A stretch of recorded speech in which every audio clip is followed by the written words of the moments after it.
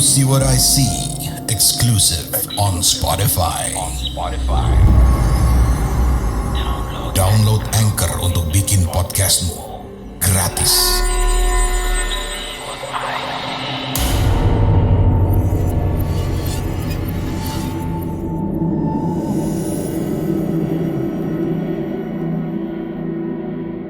Assalamualaikum warahmatullahi wabarakatuh warga Skawadi semua. Ketemu lagi bareng saya Raden Ruli di Mencekam. Yang kali ini saya akan menceritakan sebuah pengalaman horor dari salah satu kontributor kita yang menceritakan tentang kampungnya dan seseorang yang bisa dibilang menjadi orang terpandang di daerahnya. Dan ya, seperti apa ceritanya? Yang pasti jangan lupa untuk di-subscribe dulu channel kita, dinyalakan lonceng notifikasinya, dan dibagikan ke teman-teman yang suka dengan cerita horor. Langsung aja ya, ini dia Mencekam, menceritakan email kamu.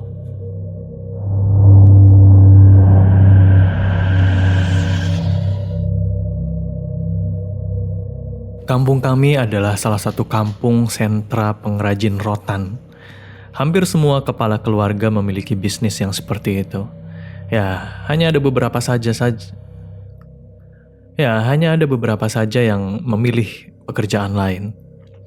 Yang paling terkenal di antara itu semua, kita sebut saja pengrajin rotan Wak Dolah.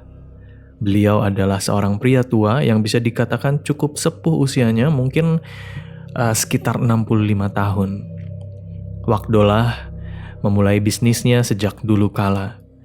Kakek buyut Wak Dolah memang seorang pengrajin rotan yang handal dan luar biasa.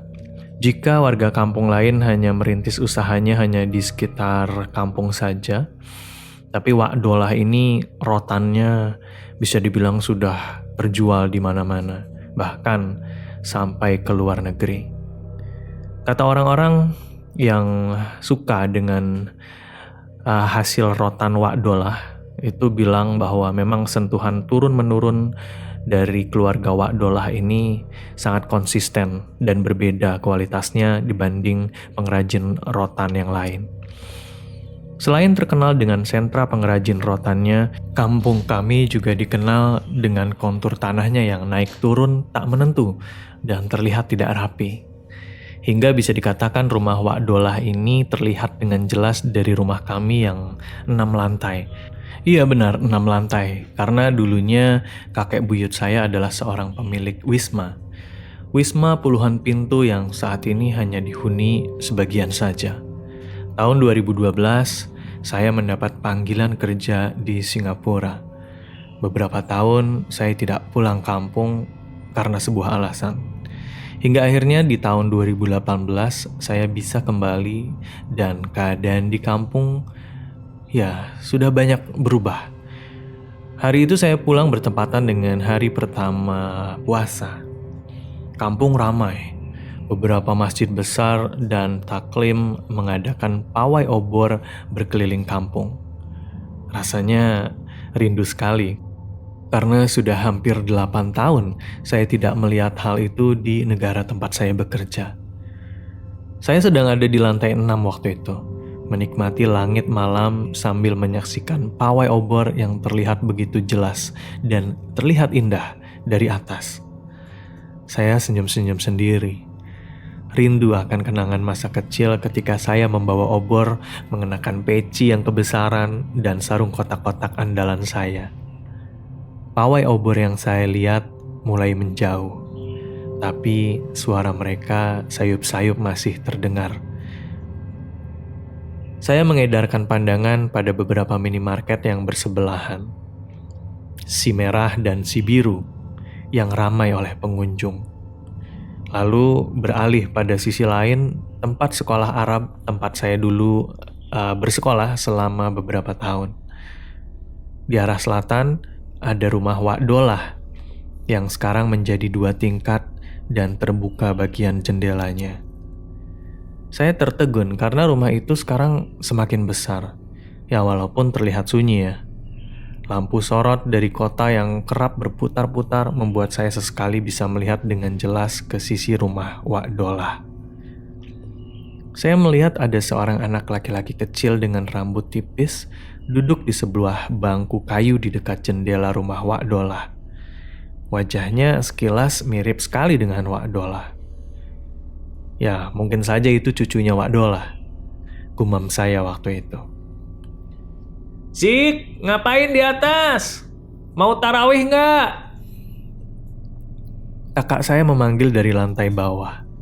Saya bergegas turun dan menemui Kak Hana yang sudah bersiap dengan baju kurung dan mukena di tangannya. Kak Hana menepuk bahu saya, ya mungkin karena rindu sudah lama tidak bertemu. Kemudian setelah sampai di masjid, saya tidak melihat Wak Dolah. Padahal saya rindu sekali dan banyak yang ingin saya bincangkan. Saya ingin sambang ke rumah beliau, tapi malam itu badan masih terasa lelah. Sahur pertama, kami bangun lebih awal karena masih bersemangat. Ya, ibaratnya semangatnya sangat-sangat pol dan menggebu-gebu untuk sahur. Karena tak ingin asap rokok mengganggu yang lain, saya sengaja naik ke lantai 6. Ya, walaupun Wisma ini sudah tua, tapi ibu dan ayah merawatnya dengan sangat baik, bersih, rapi, bahkan beberapa tahun sekali catnya diganti supaya tidak meninggalkan kesan suram. Beberapa tenda dan kursi juga dibersihkan dan dicat ulang. Tanaman warna-warni dirawat sedemikian rupa. Pokoknya penampilannya tidak jauh berbeda dengan kafe ala-ala di kota gitu ya. Sepi, minimarket 24 jam di depan terlihat sepi. Saya kembali menoleh ke arah rumah Wak Dolah. Waktu lampu sorot dari kota menyoroti rumah itu, bangku kecil di dekat jendela masih ada dan sepertinya saya menangkap pergerakan seorang pria tua sedang menggendong cucunya sambil melambaikan tangan. Saya balas melambaikan tangan dan tersenyum. Rasanya kalau besok tak ada pekerjaan, saya ingin sambang ke rumah Wak Dolah. Tapi besok pagi saudara jauh ayah yang rumahnya berjarak 2 jam dari kampung kami meninggal dunia. Ya mau gak mau selama 1 minggu, saya, Kak Hana, ayah dan ibu ya harus berkunjung ke rumah saudara saya di sana. Singkat cerita, 1 minggu berlalu, saya dan keluarga kembali pulang dan beristirahat. Saya yang memilih mengambil kamar bekas Wisma beristirahat di sisi lain rumah yang agak jauh. Saya memilih sholat tarawih di rumah karena sholat tarawih di masjid sudah mulai terlebih dahulu. Ketika saya sedang mengambil wudhu di bawah tandon air, saya melihat Wak Dolah naik ke atas ke lantai 6 menggunakan kaos putih dan peci putih yang biasa beliau kenakan. Tapi gak tahu kenapa saat itu saya merasa merinding. Padahal masih jam 7:30 malam. Saya pun mengambil wudhu, dan setelahnya saya mau menyusul Wak Dolah. Tapi Kak Hana menghentikan langkah saya. "Mau kemana, Zik?" "Mau nyusul Wak Dolah. Kayaknya Wak Dolah nyariin saya, Kak. Dia ada di lantai 6 tuh." Kak Hana terkejut, melotot, dan menepuk bahu saya kuat-kuat. "Wah, ngigo kamu, Zik. Wak Dolah itu udah meninggal 3 tahun yang lalu." "Kakak nih bercandanya gak lucu, Kak," sahut saya tidak suka dengan kata-kata Kak Hana. "Tuh lihat deh." Saya menunjuk sebuah jendela di lantai 6, di mana ada Wak Dolah di situ. Kak Hana juga melihat. Wak Dolah berdiri, menganggukkan kepalanya seperti menyapa kami. Kemudian beberapa detik berikutnya, Wak Dolah berlalu dan menghilang. Kak Hana gemetar hebat. Kemudian dia pingsan. Untungnya saya bisa menangkapnya. Dan Kak Hana pingsan sambil terduduk. Saya coba bangunkan sambil membasahi wajahnya dengan air dari keran wudhu. Saya coba bangunkan sambil membasahi wajahnya dengan air dari keran wudhu. Untunglah Kak Hana cepat sadar. Akhirnya kami menghadap ayah dan ibu dan jelas ya ayah ibu marah-marah. mengenai kami melihat Wak Dolah.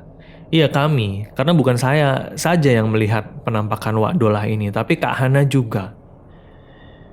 Setelah sholat Isya dan tarawih yang jujur tidak khusyuk malam itu, ayah dan ibu bilang sama saya kalau memang Wak Dolah sudah meninggal dunia beberapa tahun lalu.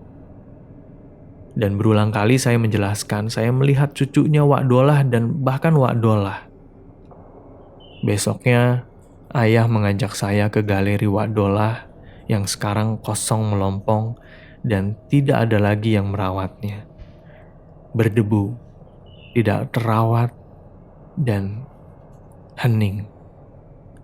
Berbeda sekali dengan sewaktu saya belum berangkat ke Singapura dulu. Ayah juga mengajak saya ke makam Wak Dolah dan cucunya. Setelah dari sana, setiap saya tanyakan ada apa dengan Wak Dolah dan keluarganya. Hingga orang paling kaya dan paling terkenal di kampung kami ini tiba-tiba semuanya menghilang. Ayah tidak pernah mau menjelaskan. Pun demikian dengan Kak Hana dan ibu saya. Demikian untuk cerita mencekam episode kali ini. Terima kasih warga Sukawedi semua sudah mendengarkan. Dan jangan lupa kalau teman-teman punya pengalaman atau cerita horor, baik pengalaman pribadi atau pengalaman teman, saudara, silakan dikirimkan saja ke email di podcast.ceritahoror@gmail.com. Jangan lupa juga untuk di-subscribe channel ini, dinyalakan lonceng notifikasinya, dan dibagikan ke teman-teman yang juga suka dengan cerita horor. Saya Raden Ruli pamit. Wassalamualaikum warahmatullahi wabarakatuh.